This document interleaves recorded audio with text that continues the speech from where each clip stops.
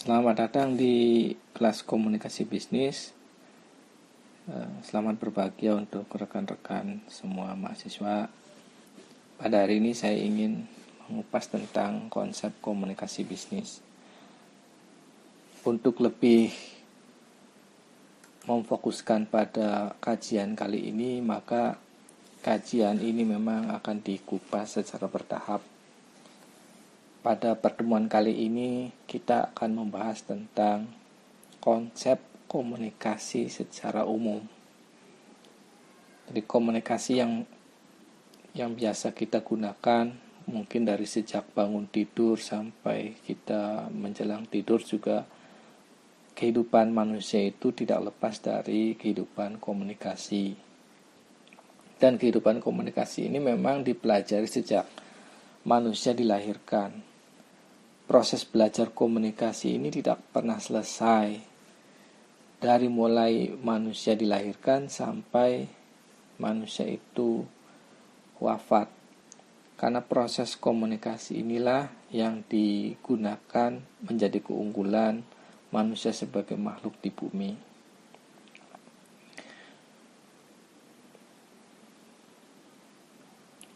Baiklah, kita akan lanjutkan pada pembahasan tentang komunikasi manusia.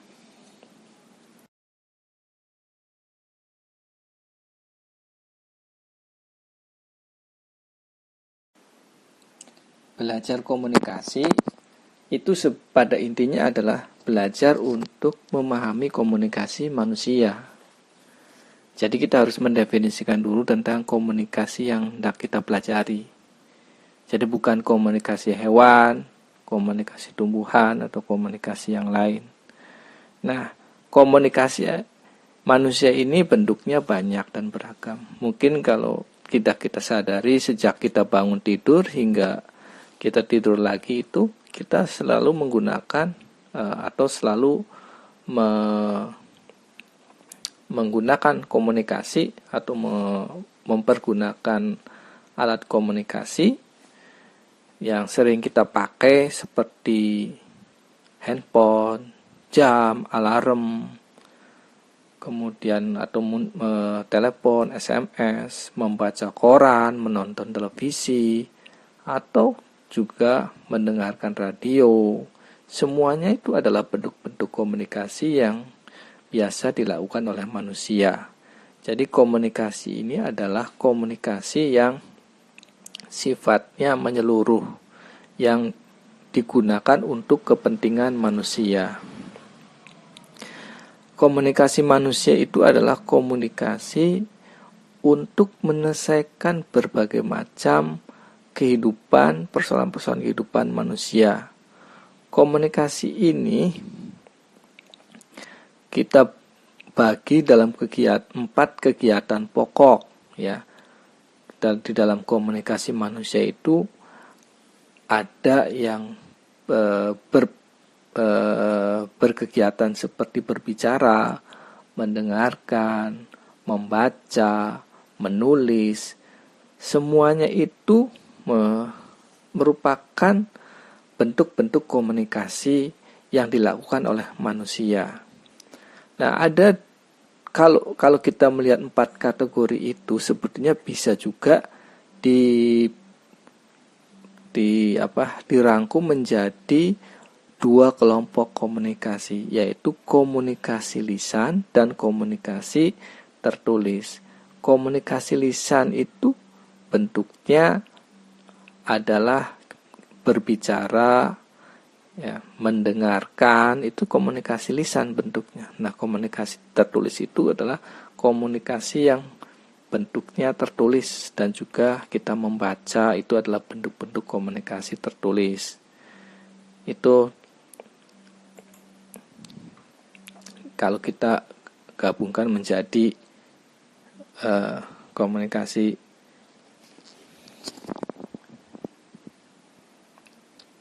lisan dan tertulis. Berikutnya,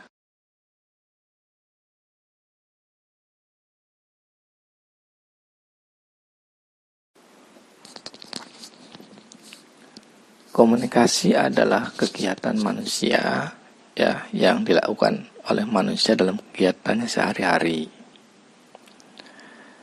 Namun menjadi pertanyaan adalah, benarkah kita memahami komunikasi manusia? Benarkah kita bisa menjelaskan proses komunikasi yang berlangsung dalam interaksi antara manusia atau antara sesama manusia? Bila kita sudah memahami komunikasi manusia, tentu akan sangat mudah bagi kita untuk melakukan komunikasi yang efektif, yaitu komunikasi yang mampu membawa kita pada tujuan komunikasi. Tapi kenyataannya adalah banyak kegagalan komunikasi. Banyak juga kegagalan di dalam menyampaikan pesan. Bahkan mungkin juga banyak apa yang kita iklankan atau apa yang kita komunikasikan ternyata tidak berdampak pada pemasaran. Bukankah itu adalah bentuk dari kegagalan komunikasi? Oleh karena itu ya, komunikasi adalah merupakan satu konsep yang kalau kita ingin kaji lebih dalam, maka kita harus mempelajari komunikasi manusia itu melalui pemahaman atas konsep-konsep dasar komunikasi. Jadi konsep dasar komunikasi tersebut akan dipengaruhi oleh bagaimana kita merumuskan pengertian komunikasi. Karena dalam rumusan tersebut tentu akan ada komponen-komponen atau unsur-unsur komunikasi. Nah, kalau kita melihat pemikiran fix ya, kalau kita melihat pengertian Fiske, komunikasi itu memiliki dua aliran pemahaman komunikasi. Satu, ahli komunikasi yang merumuskan komunikasi sebagai penyampaian atau transmisi pesan yang kemudian disebut sebagai mazhab proses. Yang kedua adalah ahli komunikasi yang melihat komunikasi sebagai pembuatan dan pertukaran makna yang disebut sebagai mazhab semiotika.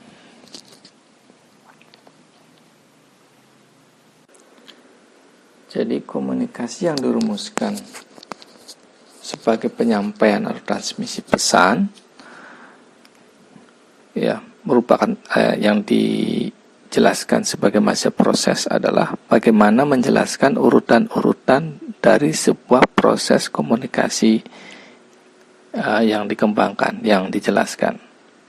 Sedangkan makna dari komunikasi yang bermazhab semiotika ini adalah komunikasi untuk menggali pemaknaan-pemaknaan dari konten komunikasi.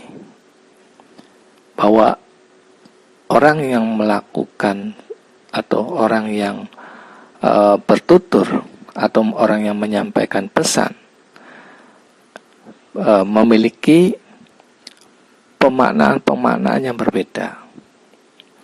Jadi antara satu pengertian dengan pengertian yang lain itu memiliki satu pengertian yang berbeda-beda. Nah, inilah yang dimaksud dengan semiotika, pemaknaan bahasa.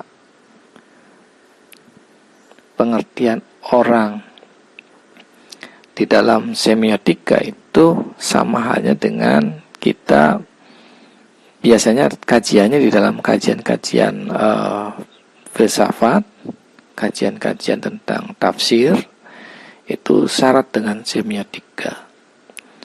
Penafsiran satu bahasa dalam satu periode waktu tertentu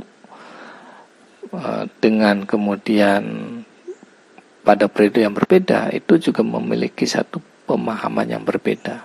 Ini adalah model penafsiran. Ini juga sama dengan dikatakan sebagai model semiotika. Seperti itu.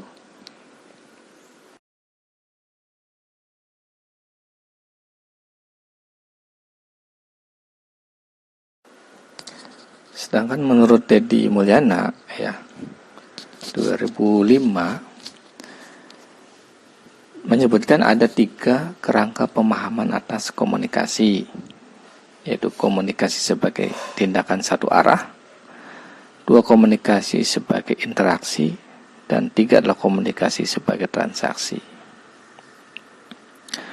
Komunikasi sebagai tindakan satu arah melalui komunikasi sebagai penyampaian pesan, info atau informasi dari seseorang atau lembaga kepada orang lain. Sedangkan komunikasi sebagai interaksi ini menunjukkan bahwa komunikasi sebagai proses sebab akibat atau aksi reaksi yang arahnya bergantian. Sedangkan komunikasi sebagai transaksi memandang komunikasi sebagai proses personal karena makna atau pemahaman kita atas apa yang kita peroleh sebenarnya bersifat pribadi.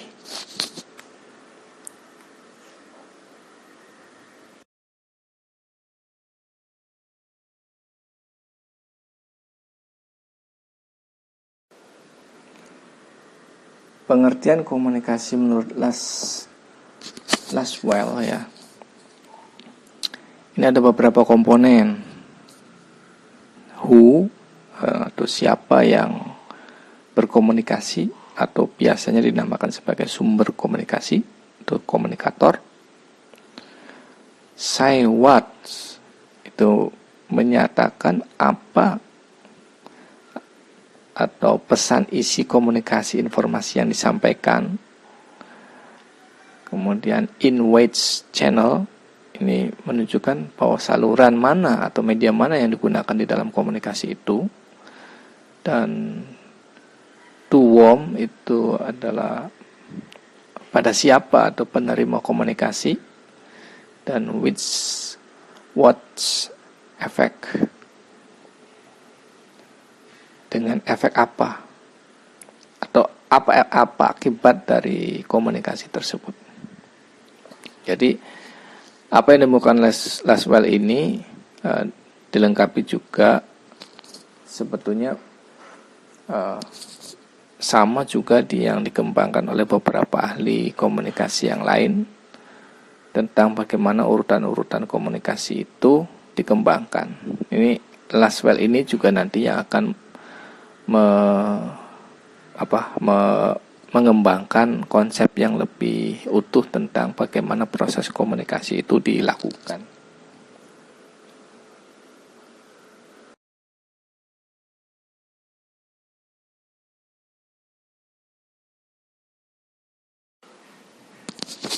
Kalau kita mau melihat model komunikasi Shannon dan Weaver, maka kita akan melihat satu urutan-urutan yang bersifat mekanis. Karena Shannon dan Weaver ini adalah seorang insinyur ya, teknis yang kemudian merancang model komunikasi. Ini biasanya dipakai untuk komunikasi media, di mana ada sumber informasi, kemudian dilakukan melalui transmitter, dan diterima pesan itu kemudian ditangkap oleh sinyal, ya kemudian pesan itu diterima melalui channeling. Nah, di sini juga digambarkan bahwa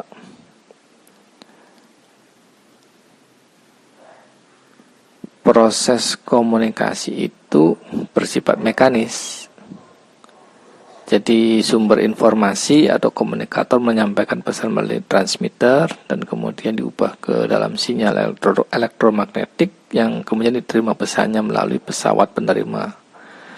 Sejauh tidak ada gangguan maka pesan ini bisa sampai.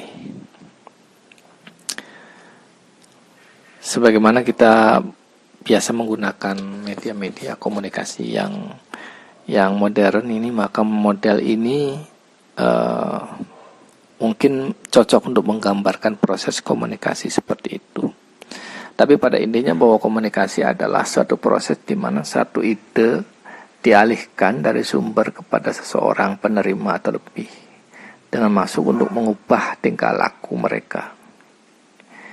Itu pengertian komunikasi di sini. Jadi definisi tersebut ya menggambarkan satu proses sekaligus tujuan dari proses tersebut.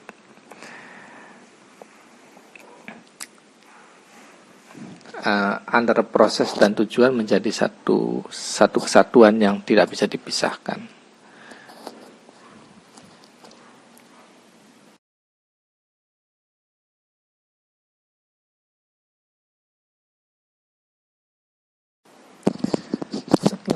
Setelah kita memahami pengertian komunikasi, maka kita akan tahu bahwa kita bisa mengetahui ada komponen-komponen yang ada dalam komunikasi sebagai sebuah proses. Jadi proses tersebut tidaklah berlangsung di ruang hampa udara, melainkan berlangsung dalam satu konteks tertentu. Jadi ini gambar ini menunjukkan di samping proses-proses yang sebelumnya sudah dijelaskan, di sini ada lingkaran. Lingkaran ini merupakan satu konteks. Jadi dalam satu proses komunikasi itu ada konteks. Ada sesuatu yang dapat mempengaruhi atau memberikan pemaknaan tertentu pada satu konteks komunikasi tersebut. Itu maksud saya. Nah, ada banyak konteks ya di dalam proses komunikasi itu. Ada banyak konteks komunikasi, misalnya dalam konteks organisasi bisnis atau dalam konteks bisnis. Apa yang akan kita pelajari melalui mata kuliah ini tidak lain adalah merupakan komunikasi dalam konteks organisasi dan bisnis. Kita bisa menambahkan lingkaran yang menunjukkan konteks komunikasi ini ya pada model ini, di modelnya komunikasi Sarmon dan Weaver. Penambahan tersebut bisa tergantung kita mau membangun konteks yang seperti apa. Tentu saja konteks tersebut ada kalanya tidak bersifat tunggal seperti konteks organisasi saja atau bisnis saja. Bisa saja konteksnya bisa lebih dari satu. Bisa juga konteksnya banyak. Sebutlah konteks tambahannya itu misalnya budaya. Maka dalam komunikasi yang berkonteks bisnis itu akan ada juga konteks budayanya. Karena bagaimanapun kegiatan komunikasi dan bisnis itu akan berlangsung dalam suatu ruang budaya tertentu. Ini contoh ya. Dalam budaya itu akan ada sistem kognitif atau sistem pengetahuan, sistem etik, sistem nilai, sistem estetik, dan konsep tentang keindahan.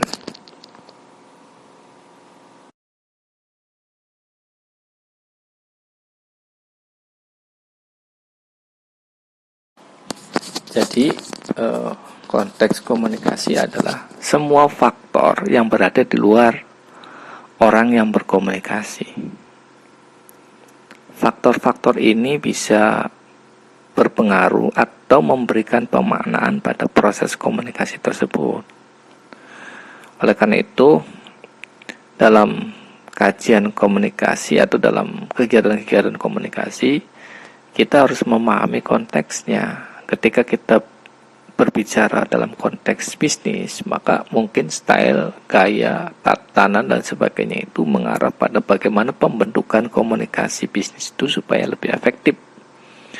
Bisa dibangun model komunikasi yang diterima oleh si penerima. Model komunikasi bisnis mungkin berbeda dengan model komunikasi yang biasa dilakukan sehari-hari dalam konteks yang hubungannya sangat primordial. Nah, ini juga menjadi bahan pertimbangan apa saja yang nanti akan menjadi konteks komunikasi atau faktor-faktor apa saja yang menjadi konteks komunikasi akan diterangkan di slide selanjutnya.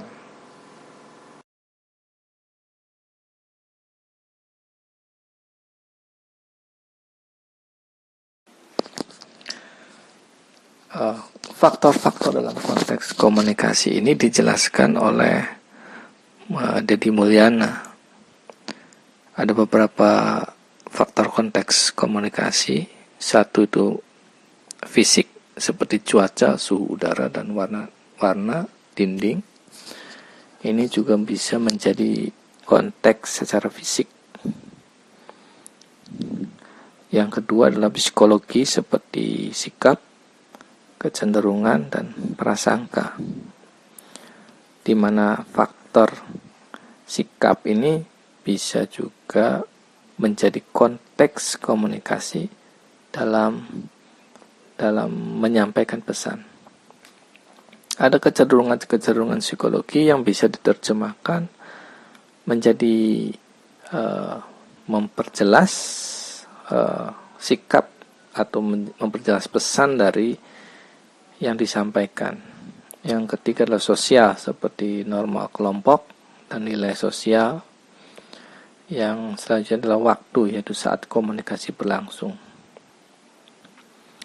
Saat komunikasi berlangsung, apakah dalam konteks komunikasi, waktu juga menjadi peranan yang penting ketika kita ingin menyampaikan suatu pesan.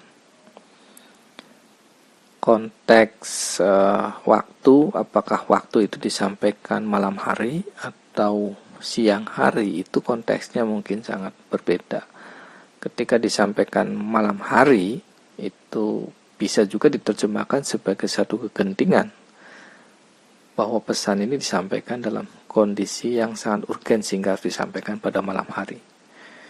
Malam hari dipaksa untuk disampaikan pesan itu juga menggambarkan satu pengertian bahwa pesan itu sangat urgen. Seperti itu.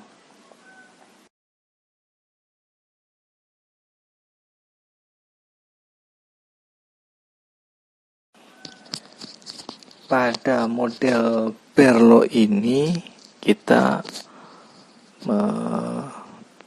mempelajari bagaimana faktor-faktor yang mempengaruhi komunikator atau sumber dan komunikasi atau penerima, yaitu keterampilan komunikasi, sikap, pengetahuan, sistem sosial, dan budaya.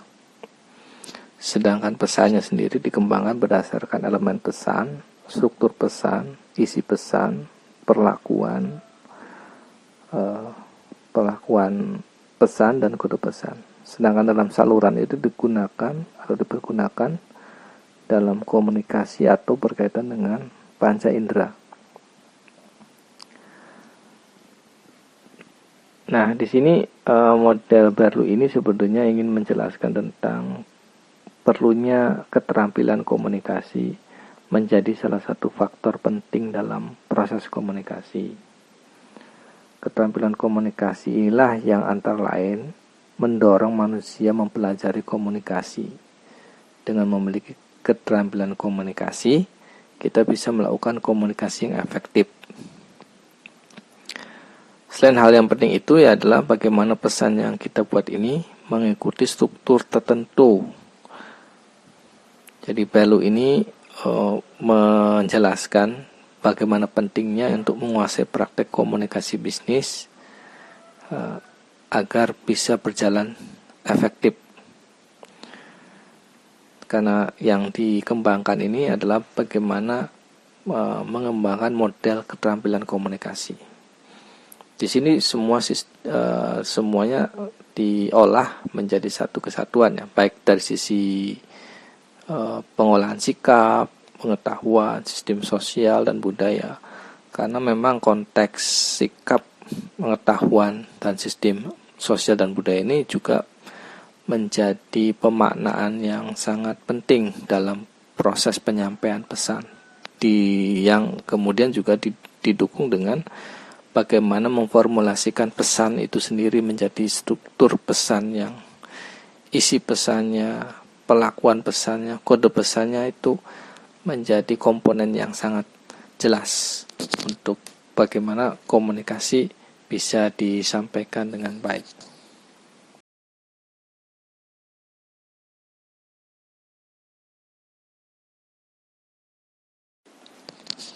Nah, kemudian dapat kita simpulkan bahwa ada 5 komponen dalam proses komunikasi ini. Jadi kalau kita melihat urutan-urutan komunikasi, maka kita akan mengenal tentang adanya sebuah proses komunikasi yang kemudian kita bisa analisis urutan-urutannya. Pertama adalah pengirim pesan atau sender atau komunikator. Jadi sender ini adalah sumber dari pesan. Jadi pengirim pesan ini, kemudian kedua adalah pesan yang dikirimkan. Pesannya apa? Pesannya bentuknya apa? Apa ya makna pesannya akan disampaikan? Kemudian bagaimana pesan ini disampaikan di delivery channel atau media.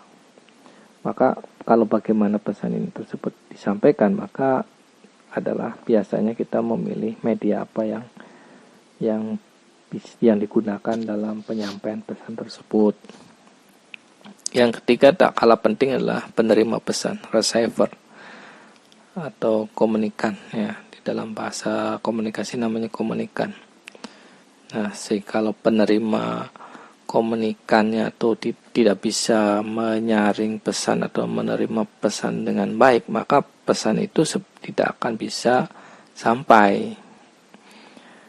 Nah, oleh karena itu misalnya si komunikatornya itu seorang profesor, disampaikan dengan bahasa akademik yang tinggi ya pesannya itu ya, bentuknya melalui media HP misalnya, SMS.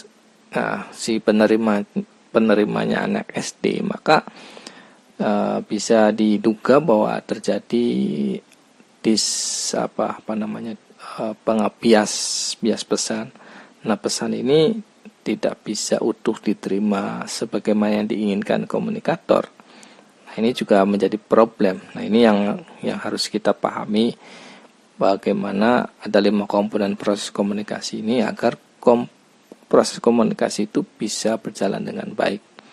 Nah, selanjutnya ada umpan balik, ada feedback, ada efek dari proses komunikasi tersebut. Efek ini untuk melihat apakah pesan itu bisa dipahami atau tidak oleh penerima. Ini juga bisa dianalisis atau bisa dilihat atau bisa dicari tahu bila terjadi kekreditan atau problem di dalam komunikasi. Nah, kemudian dapat kita simpulkan bahwa ada 5 komponen dalam proses komunikasi ini. Beberapa pengertian-pengertian yang dikembangkan oleh beberapa ahli komunikasi, maka kita bisa menyimpulkan bahwa komunikasi adalah satu proses penyampaian atau penerimaan pesan atau informasi di antara dua orang atau lebih dengan harapan terjadinya pengaruh yang positif atau menimbulkan efek tertentu yang diharapkan. Pengirim pesan. Jadi komunikasi adalah persepsi dan apresiasi. Pesan yang dikirimkan, pesannya apa? Komunikasi pasti biasanya bentuknya persepsi.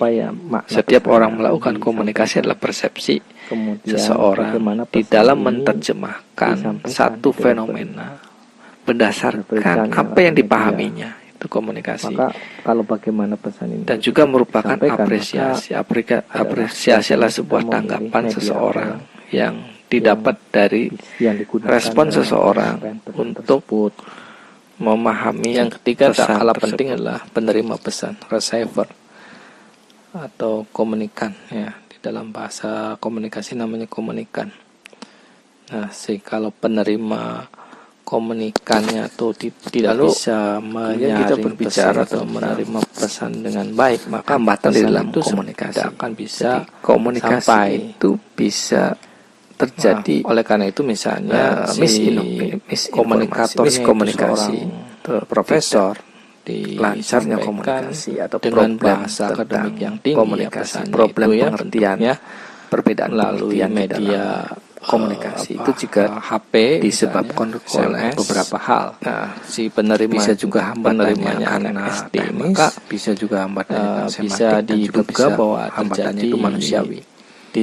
hambatan yang berupa teknis yaitu itu lingkungan. Nah, dan pesan fasilitas ini tidak bisa utuh diterima fasilitas misalnya sebagaimana yang tentang diinginkan medianya, komunikator. tentang Ini sarananya juga menjadi problem. Nah, ini juga yang tentang harus kita lingkungannya, pahami, lingkungan bagaimana sekitar. ada Kalau 5 kita komponen misalnya proses melakukan komunikasi satu ini agar komunikasi pada proses lingkungan komunikasi yang itu gaduh bisa maka berjalan mungkin dengan baik. proses komunikasi Nah, itu selanjutnya tidak ada umpan berjalan balik, dengan ada lancar, feedback, atau ada lingkungan efek yang dari sedang dalam proses komunikasi tersebut. perang, kekalutan, Efek ini untuk tidak bisa melihat nyaman di dalam proses komunikasi itu juga bisa pesan menjadi itu bisa problem dipahami atau komunikasi. tidak.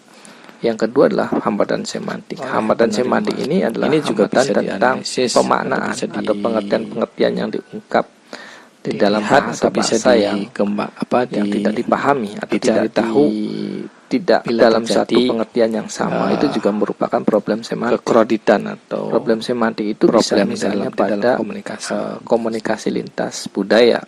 Misalnya bahasa A mengartikan A, dapat kita simpulkan bahwa ada 5 mengartikan komponen B. Itu juga proses komunikasi itu juga merupakan ini. hambatan semantik. Jadi kalau kita melihat problem semantik ini juga sebetulnya komunikasi, maka kita akan mengenal yang tentang bersifat adanya sebuah filosofis proses atau komunikasi perdebatan yang bahasa yang mungkin yang kemudian kita bisa perbedaan analisis. budaya. Ini akan muncul atau akan menjadi hambatan di dalam proses komunikasi. Yang ketiga adalah hambatan manusia. Hambatan manusia ini muncul karena persoalan-persoalan yang bersifat faktor pribadi atau personal. Persoalan suka atau tidak suka, persoalan perbedaan politik, itu juga menimbulkan persoalan-persoalan di dalam komunikasi.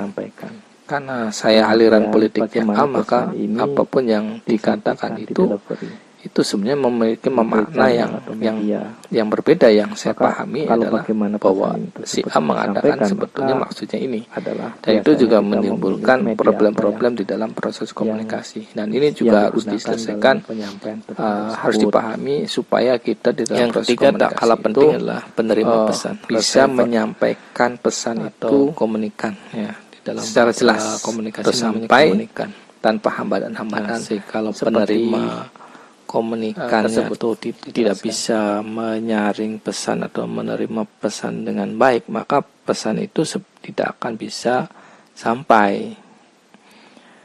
Nah, oleh karena itu misalnya menurut si komunikatornya itu seorang Sherman, profesor, hambatan itu mencakup tentang hambatan dengan bahasa akademik yang tinggi, berasal dari perbedaan individual melalui manusia. Media Dan kedua adalah hambatan itu misalnya iklim psikologis dalam organisasi atau lingkungan sosial dan penerimanya anak SD. Jadi ada dua hambatan bisa diduga bahwa dikembangkan oleh Sherman.